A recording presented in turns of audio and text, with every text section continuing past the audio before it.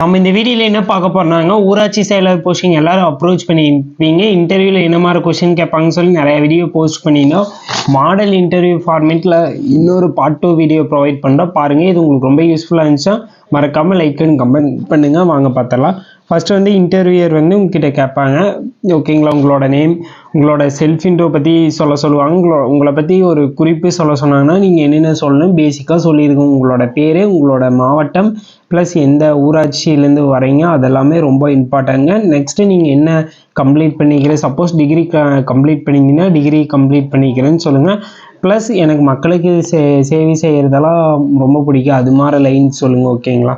Next question, உங்களுக்கு ஊராட்சி செயலாளர் பணியில் சேரும் ஆர்வம் ஏன் வந்தது அப்படிங்கிற மாதிரி கொஸ்டின் கேட்டாங்கன்னா, இந்த பணி மக்களுடன் நேரடியாக பணிபுரியும் வாய்ப்பை அளிக்கிறது, கிராம வளர்ச்சியில் பங்கேற்கறதுல எனக்கு ஆர்வம் இருக்கிறனால நான் இந்த ஜாப் எனக்கு ரொம்ப பிடிக்குன்னு சொல்லணுங்க.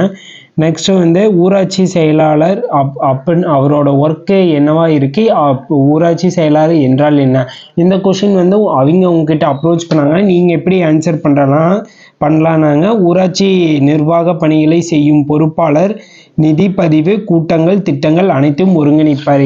இதனால தான் ஊராட்சி செயலாளர் என்றால் என்னன்னா அவரோட பணிகளை தான் ஊராட்சி செயலாளர் என்றால் என்னங்கிற கொஸ்டினுக்கு டினோட் பண்ணுவீங்க. ஊராட்சியோட நிர்வாக பணிகள் ப்ளஸ் நிதி பதிவுகள், கூட்டங்கள், திட்டங்கள் அனைத்தையும் ஒருங்கிணைப்பவர்னா எல்லாத்தையும் அரேஞ்ச் பண்ணி எல்லாத்தையும் ப்ராப்பராக பண்ணுறவருங்க. நெக்ஸ்ட்டு ஊராட்சியோட முக்கிய கடமைகள் என்ன, ஊராட்சியோட முக்கிய கடமைகள் என்னங்க அப்படின்னு சொல்லி அவங்க கொஸ்டின் கேட்டாங்கன்னா நீங்கள் என்ன சொல்லணும்னா, கிராம மக்களின் தேவைகளை நிறைவேற்றுதல், அரசு திட்டங்களை செயல்படுத்துதல், சுகாதாரம், கல்வி, சாலை போன்ற அடிப்படை வசதிகளை பராமரித்தல். அந்தந்த கிராமத்துக்கு நான் எந்த கிராமத்து ஊராட்சி செயலாளராக பொறுப்பேற்கனா அந்த கிராமத்தோட அடிப்படை வசதிகளை ஃபஸ்ட்டு நான் கரெக்டாக என்னென்ன ப்ராப்ளம் இருக்குதுன்னு சொல்லி கண்டுபிடிச்சா அதை ப்ராப்ளத்தை எல்லாமே சால்வ் பண்ணணும், அதுதான் ரொம்ப முக்கியங்க. நெக்ஸ்ட்டு ஃபஸ்ட்டு அடிப்படையை ஃபுல்லுமே கிளியர் பண்ணி முடிச்சது, அடுத்த நெக்ஸ்ட்டு என்ன ப்ராப்ளமாக இருக்கிறதையும் நம்ம சாட்டிஸ்ஃபை பண்ணணுங்க. அவங்க உங்ககிட்ட கேட்குறாங்க, ஊராட்சி கூட்டம் எத்தனை நாட்களுக்கு ஒரு முறை நடத்தப்படுகிறது, ஊராட்சி கூட்டம்ங்கிறது மாதம் ஒரு முறை நடத்தப்படுகிறது. ஓகே, அது கரெக்டாக சொல்லிடுவீங்க. MGNREGA என்றால் என்னன்னு சொல்லி கேட்டாங்கன்னா, இதாங்க மகாத்மா காந்தி ஊரக வளர்ச்சி திட்டம் சொல்லி 100 நாள் வளர்ச்சி திட்டம் இருக்குமேங்க, அதை பற்றி அதில் வந்து என்ன நோக்கம் சொல்லி கேட்டாங்கன்னா, 100 நாள் கிராமப்புற மக்களுக்கு வந்து 100 நாள் வேலை வாய்ப்பு உறுதி செய்வதுதான் அந்த திட்டத்தோட நோக்கம். அடுத்தது, கிராம சபை எப்போது நடக்க வேண்டும் சொல்லி அவங்க கொஸ்டின் கேட்குறாங்க. நீங்கள் கிராம சபை வந்து எத்தனை முறை நடக்கும், 6 முறை நடக்கும் சொல்லி எந்தெந்த ஆண்டுன்னு எந்தெந்த நாளில் நடக்கும்னு சொல்லி தெளிவாக சொன்னீங்கன்னா அது இன்னும் ரொம்ப யூஸ்ஃபுல்லாக இருக்கும், ஓகேங்களா.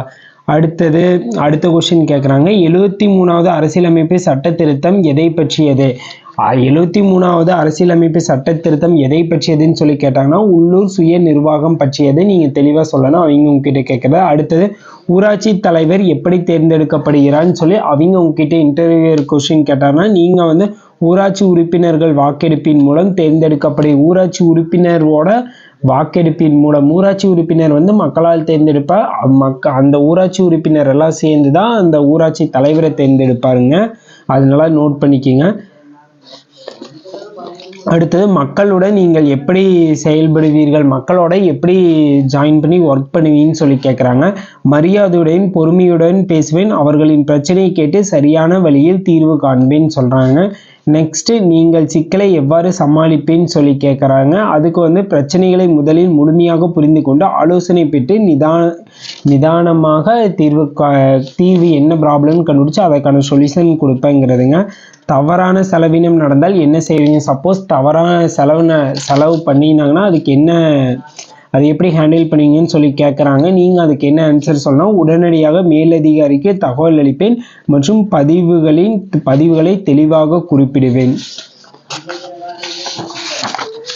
ஓகேங்களா. அடுத்தது, உங்கள் பலம் என்ன, உங்கள் பலவீனம் என்னன்னு சொல்லி கேட்பாங்க, அது நீங்கள் தான் சொல்லணும். ஒரு ஊழல் சம்பவம் நடந்தால் என்ன நடவடிக்கை எடுப்பீர்கள் சொல்லி கேட்குறாங்க. உடனடியாக மாவட்ட நிர்வாகத்துக்கு என்ன ப்ராப்ளம் ஊழல் நடந்துச்சுன்னு சொல்லி அவங்ககிட்ட சொல்லி அதுக்கான ஆக்ஷன் எடுக்க சொல்லுவேன்னு சொல்கிறது, ஓகேங்களா. இது போல் கொஸ்டின் கேட்பாங்க. நீங்கள் எந்த ஒரு கொஸ்டின் கேட்டாலே பதட்டம் இல்லாமல் டைரெக்டாக ஃபேஸ் டு ஃபேஸ் சொல்கிற மாதிரி பக்குவப்படுத்திக்கிங்க.